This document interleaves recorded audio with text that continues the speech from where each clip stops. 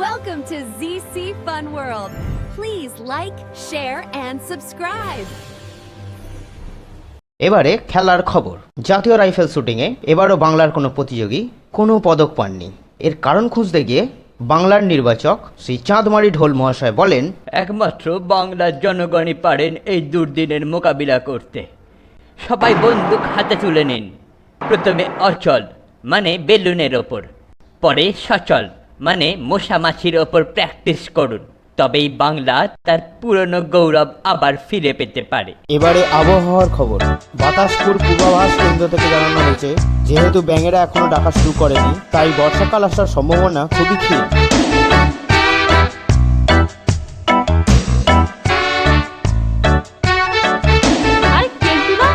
Air গান নিয়ে কি করবে? লক্ষ্যভেদ প্র্যাকটিস করব। আরে আরে আরে করছোটা কি? লেগে যাবে যে। আহা, ভয় নেই ভয় নেই, এটা এখন খালি।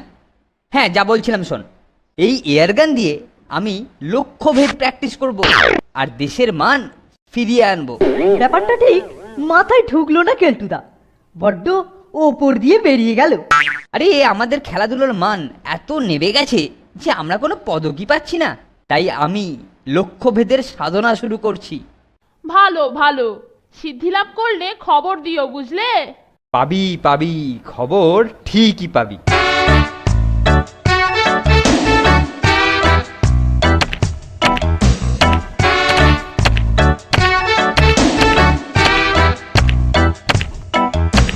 অনেকদিন তো হলো, চল একবার দেখি কেলটোটার সিদ্ধি লাভের কত দেরি। কেলটুদা, সাধনার কত দূর হলো? সিদ্ধিলাভ হয়ে গেছে। ওই দেখ, বেলুনগুলোতে নম্বর লেখা আছে, যেটাকে বলবি ফাটিয়ে দেবো। হ্যালো ডাক্তার বাবু, আমার রিপোর্টটা দেখেছেন? রিপোর্ট? কিসের রিপোর্ট? কার রিপোর্ট? আগে আমি সুপারিনটেন্ডেন্ট হাতিরাম পাতি বলছি। ও তাই বলুন, হাতিরাম পাতি। আপনার মেডিকেল রিপোর্টটা দেখছিলাম আর ভাবছিলাম আর দেখছিলাম। আগে কি ভাবছিলেন? মানুষের কি এত ওজন হয়? এ তো হাতির রিপোর্ট দেখছি। আগে আমার বাবা মায়ের দেওয়া নাম। ছাড়ুন মশাই, মানুষের ওজন 170 কেজি। ওজন কমান, খাওয়া কমান, না হলে সোজা পটল তুলবেন, বুঝেছেন? আগে হ্যাঁ, আজ থেকে একদম অল্প আহার করব। যত সব। ঠাকুর, ও ঠাকুর, আরে আমার শরবতটা দিয়ে যাও। দেখ, 2 নম্বরটা ফাটছে, যা। আরে ধন্যি তোমার লক্ষ্যভেদ, বললে 2 নম্বর আর ফাটালে 3 নম্বর। ইস, ওটা মাইরি স্লিপ অফ হ্যান্ড হয়ে গেল। 2-এর জায়গায় না হয় 3 ফেটেছে, তবু তো ফেটেছে। এবার ফটাফট 1-2কে ফাটিয়ে দিচ্ছি। রেডি? 1 non te fonte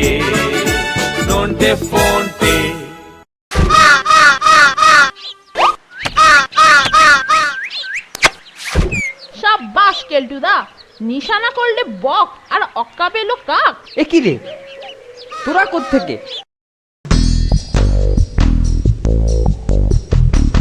এই লিন স্যার, আপনার দুধ और বাদাম কা শরবত।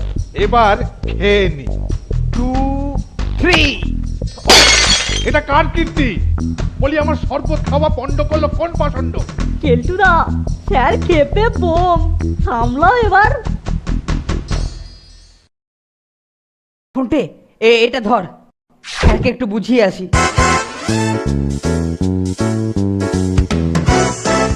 কিন্তু স্যারকে কি টুপি পড়াচ্ছে বলতো? হাওয়া ভালো ঠেকছে না রে নন্টে, মনে হচ্ছে। এই মানিক জোর, ফুসুর রেখে ভেতরে চল, স্যার ডাকছেন।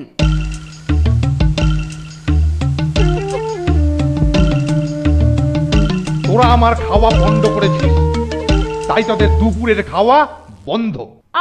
আমরা না, আসল ঘটনাটা হচ্ছে রাতের খাওয়াও বন্ধ। হ্যাঁ, চেপে যা ফোনটে, কথা বলতে গেলে শাস্তি বেড়ে যাবে।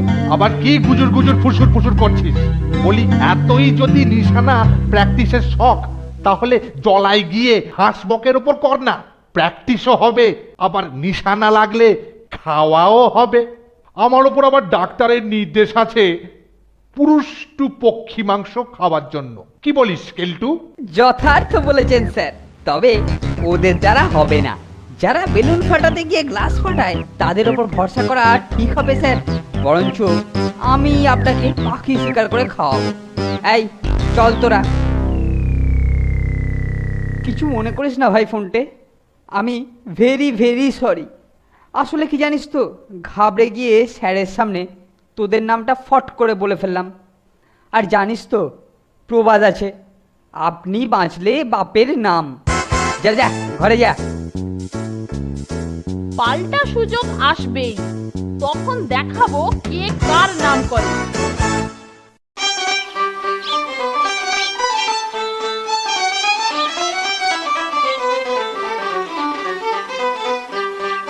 ওই তো একটা বক, ওটাকেই টক করে গুলি মেরে দিই।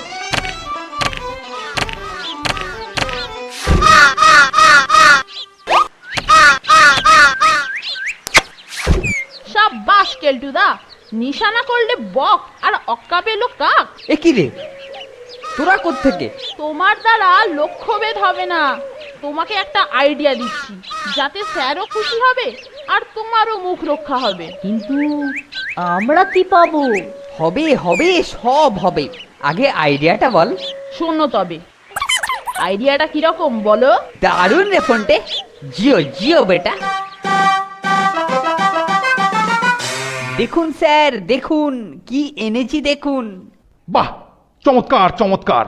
কিন্তু গুলি লাগার পরেও বেঁচে আছে কি করে? ইয়ে মানে মানে বোধহয় ডানায় লেগেছিল স্যার। ঠাকুরকে দিয়ে দে, বলিস রোস্ট বানাতে। ধুম চলে ধুম চলে ধুম। ইয়া ছেলেটার এলেম আছে। 1 2 3 4 5 6 7 8 9। দেখুন স্যার দেখুন। আরে বাস, আজকে আবার জোড়া হাঁস। তাজ্জব শিকারি তুই কেলটু। যা শিকার করিস সবই জ্যান্ত থাকে। সাব্বাস কেলটু, তোর হবে। 1 2 3 4 5 6 7 8 9 10 11 12 13। मारा करो गिन गिन गिन से। ইয়াহু! কেলটোকে দেওয়া আইডিয়াটা দারুণ কাজ দিচ্ছে রে নন্টে। আর তাতেই কেলটু রোজ হাঁস শিকার করে স্যারকে রোস্ট খাওয়াচ্ছে। রোস্টটা এত ভালো হচ্ছে যে আমি সবটা খেয়ে নিচ্ছি, তোদের আর দেয়া হচ্ছে না। ইয়ে তাতে কি হয়েছে স্যার? আপনার খুশিতেই তো আমার খুশি। আমি কালকে আপনার জন্য তিনটে হাঁস নিয়ে আসবো স্যার। তিনটে হাঁস? বাহ বাহ, বেশ ভালো বেশ ভালো। আজই আমার পাখি শিকারের শেষ দিন। কাল থেকে এটা নন্টে আর ফোনটের ঘাড়ে চাপাবো। কেলটুর শিকার করা হাঁসের রোস্ট আর জগিং করলেই আমার ওজন কমে যাবে। এই যে আপনিই তো ছাড় সুপারিনটেন্ডেন্ট বাবু। হ্যাঁ, আমি সুপারিনটেন্ডেন্ট, কিন্তু আপনি? আপনি আমাকে চেনবেন না, কিন্তু আমার হাঁস কেমন খাইছেন কনছার। আপনার হাঁস? আপনার হাঁস? কিন্তু সে আপনার হাঁস কেন হবে? সে তো কেলটু শিকার করে আনতো। আপনাকে তাই বলেছে বুঝি? উই জলায় হাঁস আসে না কো। আর উই বাবুর তো বন্দুকে টিপও নাই। বক মারতে গিয়া কাক মারতে দেখছি আমি, তাই আমার থেকে হাঁস আনলো। বললো পরে আপনার কাছ থেকে নিয়া দাম দিয়া দিবে। তার মানে আমার সঙ্গে ধাপ্পাবাজি, আমার সঙ্গে 2 নম্বরই।